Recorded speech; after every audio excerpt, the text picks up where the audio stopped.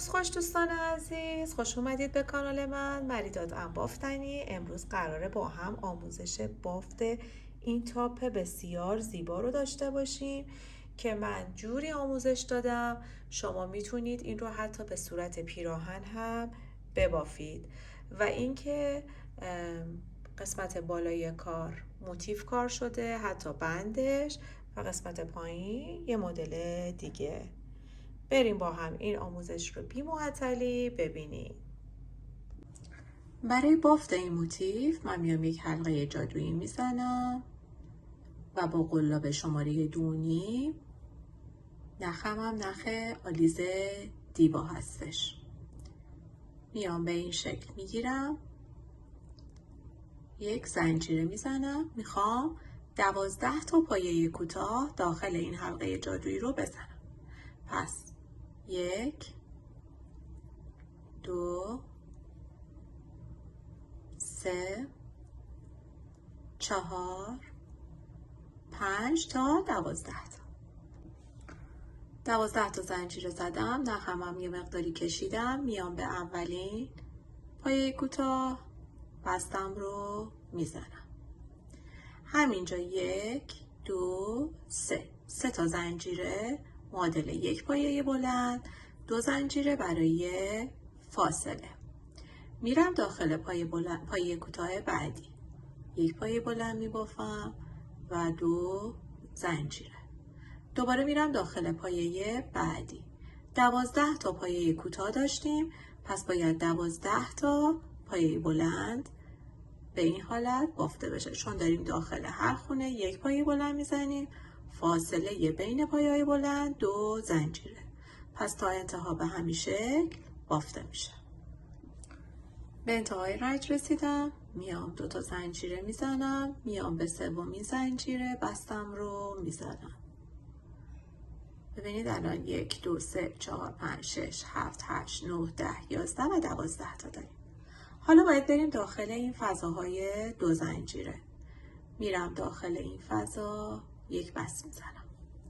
همینجا میرم 2 تا زنجیره میزنم، دیگه 3 تا نمیزنم چون میخوام پایه های بلند نیمه ببافم و بعد یکی کنم. پس این 2 تا، این الان میشه یه پایه بلند دیگه به صورت نیمه، 2 3 و 4 تا پایه به این شکل میبافم و بعد یکی میکنم. 5 تا زنجیره، 1 2 3 4 5. میام داخل فضای بعدی دوباره به همین شکل، یه پایه نیمه، 2 پایه نیمه، 3 پایه و 4 با هم یکی میکنم. 1 2 3 4 5 تا زنجیره. دوباره میرم داخل بعدی، یک پایه، 2 پایه، 3 4 5. 4 تا باید باشه مثل بقیه. دوباره میام با هم یکی میکنم. دوباره 3 زنجیره. به همین ترتیب از همین پایه ها ما باید 12 تا انتهای کار داشته باشیم. خب به انتهای کار رسیدم. ببینید 1 2 3 4 5 6 7 8 9 10 11 12. 5 تا زنجیرمو میزنم، 3 4 5. میام به بالا سر این قسمت به این زنجیره یک بست میزنم. رنج آخر از این موتیف رو میخوایم انجام بدیم. میرم این داخل، یه بست میزنم. تو این فضاهای 5 زنجیره کار داریم. 1 2 3 زنجیره میزنم، 2 تا پایه بلند دیگه میبافم. در واقع باید بشه 3 تا پایه بلند. 3 تا زنجیره میزنم. اولین موتیف رو به این شکل میبافم. موتیف های بعدی رو این رج آخر رو نمی بافم. رج آخر رو هنگام اتصال به موتیف بعدی می بافیم. پس فقط موتیف اول رو به این شکل می بافیم که میشه یعنی در واقع موتیف مادرمون که به نسبت اون دیگه میریم جلو. دوباره ببینید بعد از زدن این قسمت 3 تا پای بلند دوباره 1 2 3 تا زنجیره میزنم، میام داخل این فضا یک پایه کوتاه. 1 2 3 4 5 تا زنجیره میزنم. خب من بعد از زدن 5 تا زنجیرم میام اینجا یک پایه کوتاه، دوباره 3 تا زنجیره 2 و 3 میرم داخل فضای بعدی و مثل همین میام 3 تا پایه بلند 2 و 3 مثل همین قسمت 3 تا زنجیره 1 2 3 دوباره میام همین داخل 1 2 و 3. 4 طرف این کار باید به این شکل، یعنی ما باید این 4 طرف رو داشته باشیم. فقط هم برای اولین موتیف، بقیه با اتصال به هم این رج آخر حساب میشه. دوباره میام 1 2 3 تا زنجیره میام پایه کوتاه 1 2 3 4 5 زنجیره داخل این فضا یک پایه کوتاه، دوباره 1 2 3 زنجیره میام دوباره پایه کوتاه.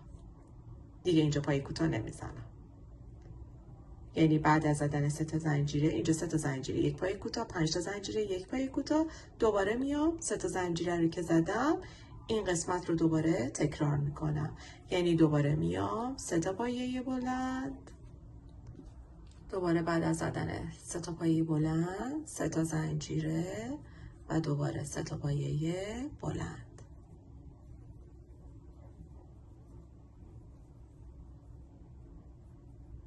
به این شکل دوباره میام این قسمت 1 2 3 زنجیره دوباره میام اینجا یک پایه کوتاه، دوباره 1 2 3 4 5 زنجیره دوباره میام اینجا یک پایه کوتاه 1 2 3 زنجیره دوباره میام اینجا و 3 پایه بلند 3 زنجیره و 3 پایه بلند دیگر رو میبافم، یعنی به این شکل 4 طرف باید از این 3 پایه بلند 3 زنجیره و 3 پایه بلند داشته باشیم و وسط کار هم به این شکل. پس فقط برای موتیف اولمون این شکلی میشه.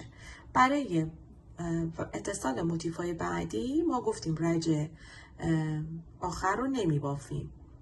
ببینید من الان 3 تا پایه بلند رو فرض رو بر این میذارم که میخوام رج آخر دیگه، یعنی میخوام رج آخر رو ببافم.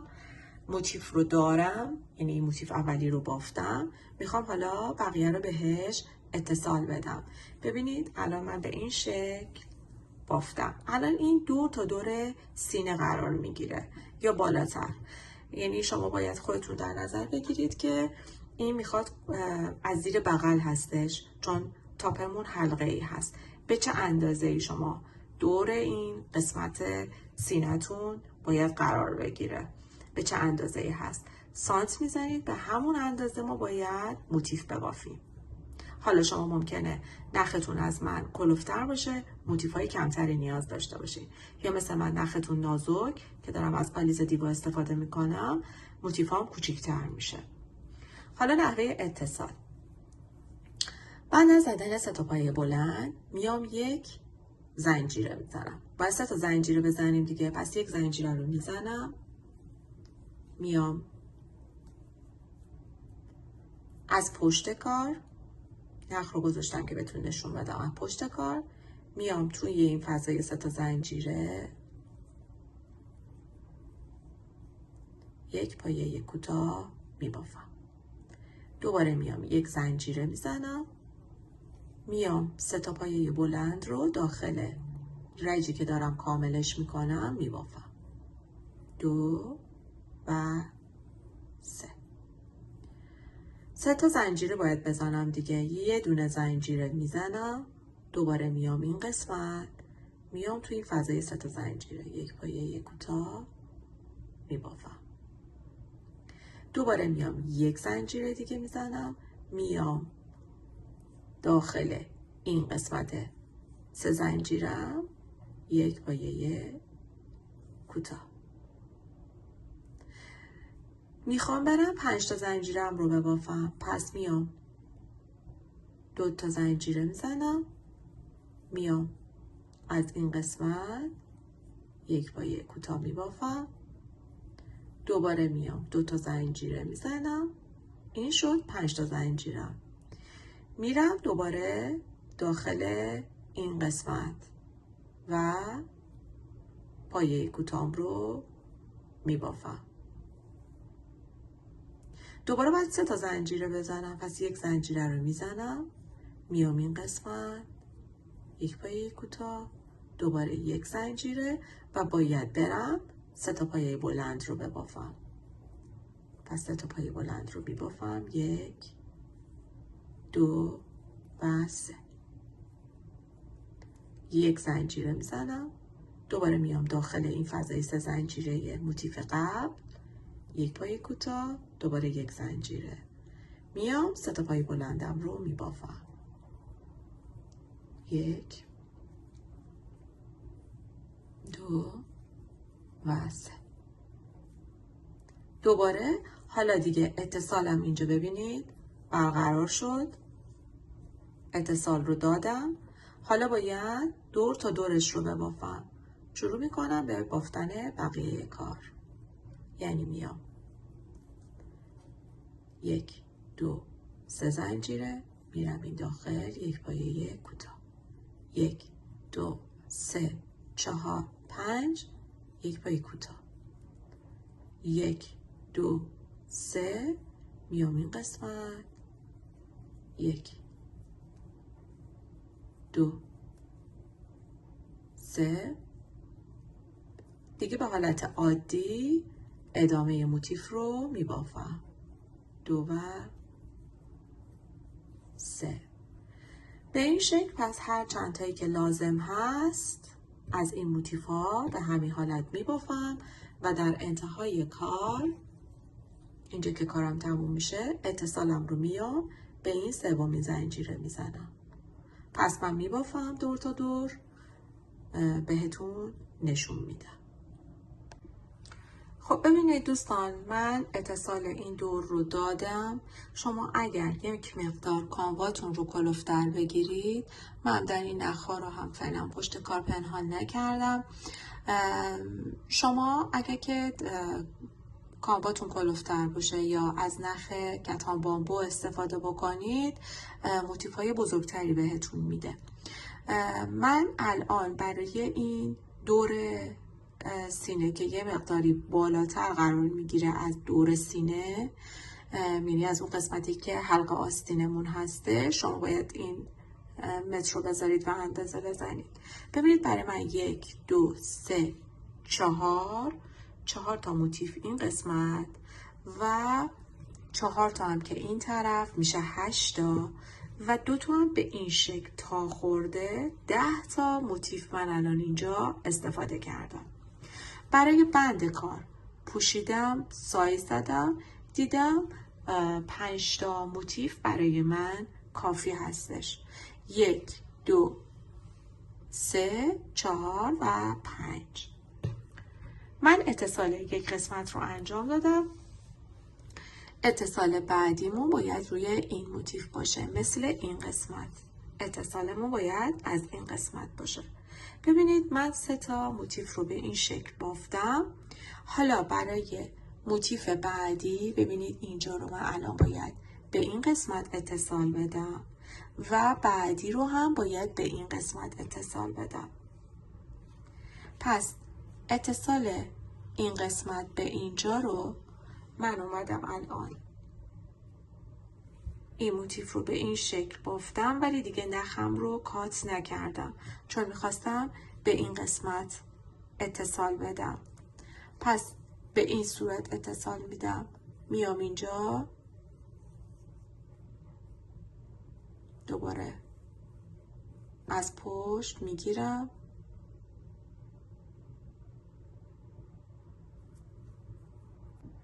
میام دوباره بستم رو این قسمت میزنم، 1 2 3 تا زنجیره، 1 پایه بلند، 2 پایه بلند، میام 1 زنجیره میزنم، میام از این قسمت این 3 تا موتیف رو که گفتم یه موتیف دیگه به این قسمت اتصال میدم، یه موتیف هم به اون قسمت، میام اینجا دوباره 1 زنجیره، دقیقا همون اتصال همیشگی. میخوام حالا اتصال این قسمت رو هم نشون بدم، میبافم بهتون میگم، یعنی کامل بهتون نشون میدم.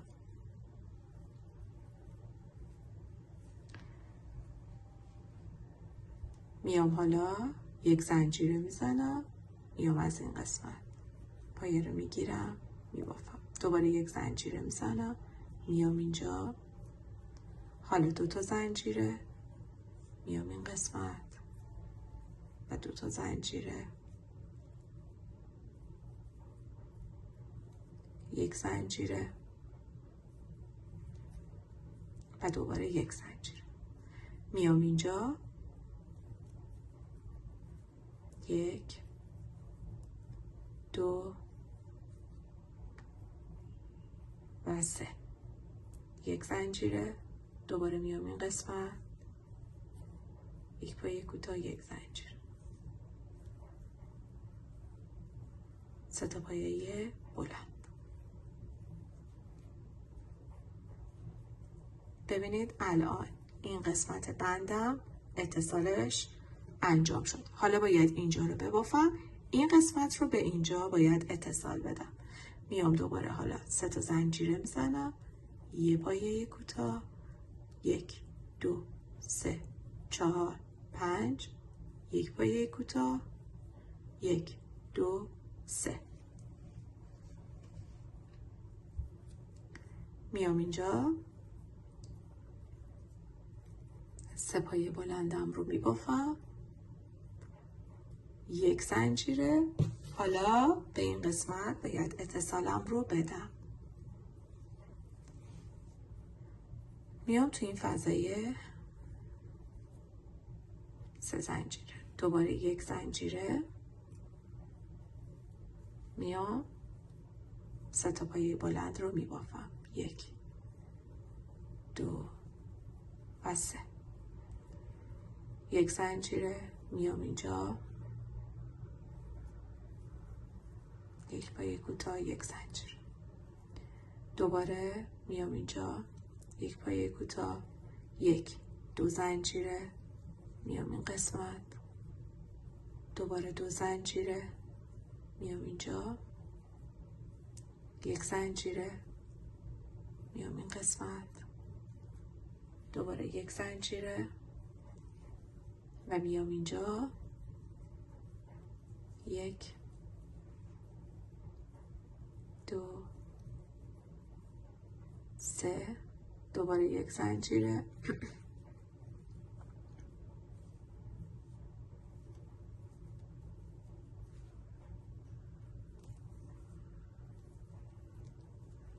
یک 2 و 3، 1 2 3 زنجیره، 1 2 3 4 5، دوباره اینجا پایه کوتاه، 1 2 3 زنجیره، میام اینجا، به این قسمت بستم رو میزنم و 1 زنجیره. ببینید اتصال این قسمت انجام شد. حالا باید برم و اون قسمت بعد رو، یعنی دقیقاً موتیف روبروی اینجا به این شکل که بود، باید بیام اینجا و این موتیف رو دوباره به این شکل بافتم و میام اتصال رو به همین قسمت میزنم.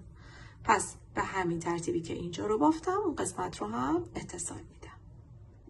خب ببینید این قسمت رو هم بافته شد. این هم از قسمت پشتش. حالا من نخارم پشت کار پنهان میکنم، تمیزکاریش رو انجام میدم، بهتون نشون میدم. حالا الان میخوام مدل پایین رو بهتون آموزش بدم.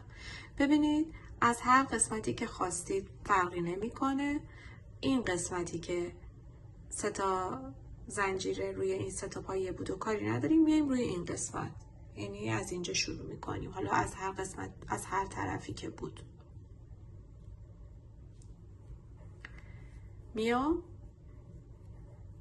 از این قسمت به این شکل میگیرم، 1 پایه کوتاه، 2 زنجیره، معادل 1 پایه بلند، 2 تای دیگه داخلش میبافم که بشه 3 تا. روی بعدی 1 زنجیره میزنم. ببینید نخمم دارم میارم پشت کار، میام اینجا دوباره 3 تا پایه بلند. داخل هر پایه، هر زنجیره من 3 تا پایه بلند و فاصله بعدی 1 تک زنجیره. دوباره میام این قسمت میگیرم به این شکل، دوباره میام 1 2 و 3. دوباره 1 زنجیره، میام این قسمتی که 3 تا پایه بود روی این 3 تا زنجیره میام و 3 تا پایه بلند میبافم. این یه ذره پایه بلندم بلند شد.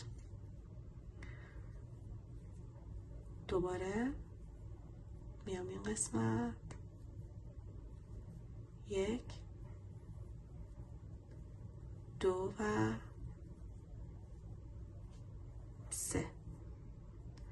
میام 1 تک زنجیره، میام روی 3 زنجیره بعدی به این شکل میگیرم، 1 2 و 3. دوباره تک زنجیره روی بعدی. به همین ترتیب این رج رو میبافم. دوباره 1 زنجیره به همین ترتیب. ببینید من دور تا دور رو به همین صورت بافتم. رسیدم به انتهای کار، تک زنجیرم رو میزنم، میام این قسمت به دومین زنجیره بستم رو میزنم. میخوام بیام این قسمت تک زنجیره برای این رج، پس میام روی هر کدوم به این شکل 1 بست میزنم. میام اینجا 1 بست میزنم و همینجا 1 زنجیره، 1 پایه کوتاه و 2 زنجیره معادل 1 پایه بلند. میام همینجا 3 تا پایه بلند دیگه هم میبافم که با این پایه بلند میشه 4 پایه بلند به این شکل. 1 2 3. 3 تا زنجیره میزنم، میام روی این تک زنجیره 1 پایه کوتاه میبافم. دوباره 1 2 3. 3 تا زنجیره میزنم، روی بعدی میام 4 تا پایه بلند میبافم. 1 2 3 و 4. دوباره میام 1 2 3. 3 تا زنجیره میام اینجا و 1 پایه کوتاه. دوباره 1 2 3. 3 تا زنجیره میزنم، میام این قسمت 4 تا پایه بلند. این رج هم به این صورت بافته میشه. دوباره 3 تا زنجیره به این شکل تا انتها. خب ببینید من تا انتها بافتم، به انتهای کار میرسم. 4 تا پایه بلندم رو بافتم، میام حالا 1 2 3. 3 تا زنجیره، میام اینجا پایه کوتاه. حالا برای اینکه 3 تا زنجیره بزنم، به جای 3 تا زنجیره میام 1 تک زنجیره میزنم، میام اینجا چون یه پایه کوتاه و 2 تا زنجیره زده بودم، میام اینجا به این شکل میگیرم و پایه متوسط میبافم. یعنی به جای 3 تا زنجیره من به این شکل عمل میکنم. حالا میخوام از همینجا شروع بکنم. پس میرم داخل، یک پایه کوتاه میبافم. پس داخل این قسمت شد یک پایه کوتاه. 1 2 3 4 5. 5 تا زنجیره میزنم. میام روی این فضای 3 زنجیره یک پایه کوتاه. دوباره 1 2 3 4 5. دوباره میام این قسمت یک پایه کوتاه. 1 2 3 4 5. میام اینجا پایه کوتاه. 1 2 3 4 5. این قسمت پایه کوتاه. 1 2 3 4 5. میام اینجا.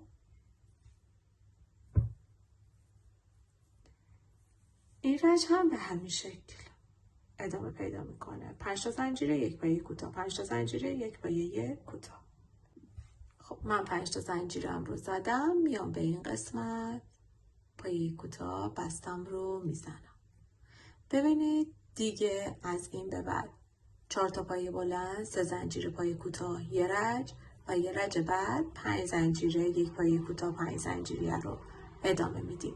یعنی به همین ترتیب ادامه پیدا میکنه. ببینید من الان میرم دوباره تو این فضای 5 زنجیره و یه تک زنجیره، یک پایه کوتاه و 2 زنجیره. به این شکل من پایه بلندم رو میبافم.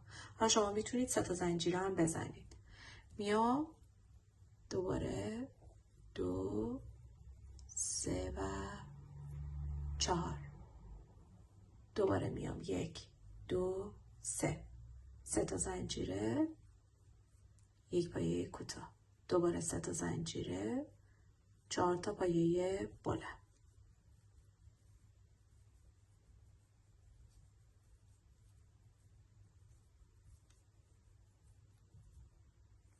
به این شکل دوباره 1 2 3 پایه کوتاه، دوباره 1 2 3. دوباره تو این قسمت. پس به همین ترتیب ادامه پیدا میکنم. خب ببینید دوستان، در حین پایین اومدن اگر احساس کردید که کمرتون براتون تنگ میشه، یعنی دارین به سمت پایین میایید، یا مثلا حالا یه مقداری شکم دارید، شما میتونید این 4 پایه بلند رو بکنید 5 تا و 3 تا زنجیره رو بکنید 5 تا زنجیره که اینجوری یه مقداری فاصله ایجاد بشه. این دیگه دست خودتون هست. یا 5 تا زنجیره پایه کوتاه رو بکنید 7 تا زنجیره پایه کوتاه. این دیگه بستگی به خودتون داره. برای من همین 4 تا، یعنی برای سایز 38 تا 40 همین 4 تا پایه بلند کافی هستش. خب ببینید من به اون ارتفاع لازمی که میخواستم بافتم و بهتون گفتم که اگر که احساس کردید پایه هاتون کم هستش، یعنی تنگ شده براتون، میتونید هم پایه ها رو اضافه کنید هم زنجیره ها رو. برای من یه مقداری تنگ شد، من دوست داشتم یه مقدار آزادتر باشه. پس از اولش، یعنی یه مقدار که بافتم، اصلا نگران این نباشید که من چرا دارم میشکافم، چرا بار اولمه و من نمیتونم کامل در بیارم. من خودم که مربی این کار هستم، الان ببینید من اومدم شروع کردم به 5 تا پایه بلند داخل این زنجیره و تعداد زنجیره هام رو برای فاصله این قسمت تا این قسمت 5 تا زنجیره در نظر گرفتم و برای زمانی که میخواستم این قسمت زنجیره ها رو ببافم 7 تا کردم. پس بهتون گفتم اندازه ها دست خودتونه، میتونید زنجیره ها رو کم کنید یا بیشتر کنید، پایه ها رو کمتر کنید یا بیشتر بزنید. خب زمانی که شما قد این تاپتون به اون میزانی که دوست داشتید رسید، من نمیگم چقدر، چه اندازه ای، ارتفاعش دست خودتون هستش. منتها برای پایان کار باید به این شکل باشه، یعنی روی این پایه های بلند نباشه. به این حالتی که زنجیره هامون رو زده بودیم و پایه های کوتاه رو به این شکل میخوایم آخرش رو تموم بکنیم. میام دوباره 3 تا زنجیره میزنم روی این قسمت که بالا سر این 5 تا پایه بلنده، شروع میکنم به زدن پایه های بلند. 1 2 3 4 5 6 7 8 9 10. ببینم 10 تا رو 11 و 12. ببینید به این شکل 12 تا من بافتم. شما اگر این پایه هاتون کمتر هست میتونید 9 تا ببافید. برای من 12 تا. میام داخل این فضای زنجیره بعدی بدون هیچ گونه زنجیره زدنی یک پایه کوتاه میزنم. دوباره میام داخل این قسمتی که بالا سر این 5 تا پایه بلندی که من زدم. شما اگر خواستید 4 تاش، نخواستید 3 تا، دیگه این بستگی به خودتون داره. آموزشش رو بهتون گفتم، روشش به چه شکله. دوباره میام اینجا شروع میکنم به 12 تا پایه بلند. 2 3 4 5 6 7 8 9 10 11 و 12. دوباره میام اینجا پایه کوتاه. ببینید به این شکل پایین کارم میشه. به همین ترتیب تا انتهای کار به این شکل من میبافم. خب ببینید دوستان، بعد از زدن 12 تا پایه بلند اومدم داخل زنجیره بعدی پایه کوتاهم رو زدم و اومدم به سومین زنجیره بستم رو زدم و تک زنجیره و کار تموم شد. حالا من میخوام ببینید این قسمت حلقه آستینم هست. میخوام به این شکل ببافم. فقط یه طرف کار رو من میخوام به این حالت ببافم. به این شکل عمل میکنم. ببینید من الان باید این قسمت حلقه رو ببافم. به اینجا کاری ندارم. میام برای اینکه زودتر برسم به این قسمت و بهتون بگم از هر کدوم از این زنجیره ها من میام یه گره میزنم.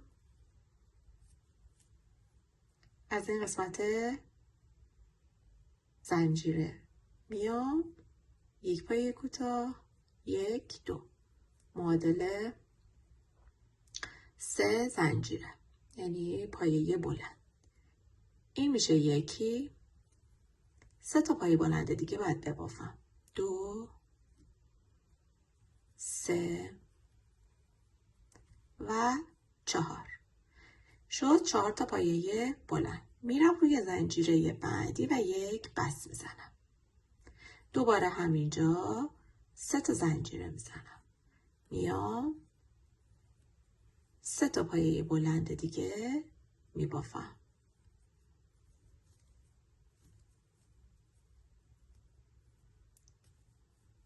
حالا میرسم به این قسمت. ببینید اینجا توی این فضا و داخل این فضا اینجاها رو کار دارم.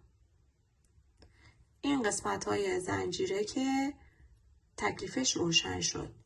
پس میام اینجا ببینید این قسمت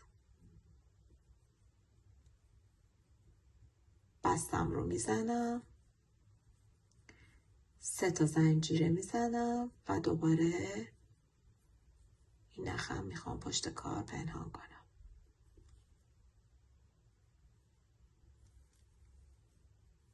یک پایه 2 پایه و 3 پایه. دوباره میام ببینید اینجا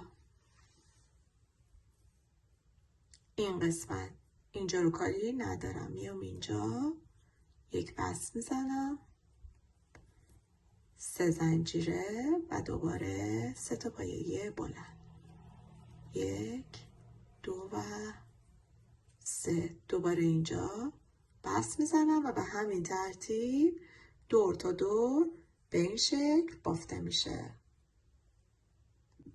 خب ببینید دوستان، من دور تا دور رو به همین شکل بافتم. میام حالا به آخر کار رسیدم، میام اینجا یک بست میزنم، یه تک زنجیره و نخم رو کات میکنم. چیز دیگه هم که باید بگم اینه که من 2 تا دو ردیف بافتم موتیف، چون احساس کردم کوچیک شد با این حجم ضخامت کامپام، برای همین 2 ردیف این موتیف رو اجرا کردم. بریم حالا برای بافت این قسمت جلوی کار، یعنی از اینجا ببافیم بیایم و این قسمت رو دور بزنیم. دقیقاً برای این سمت هم به همین شکل دور تا دور رو میبافیم. یعنی دوباره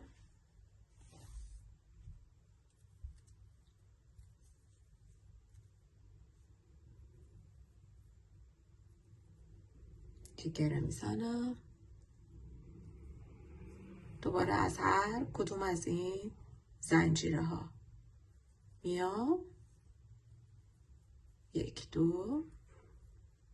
دوباره شروع میکنم به زدن پایه های بلند، 3 و 4. دوباره میام اینجا بست میزنم،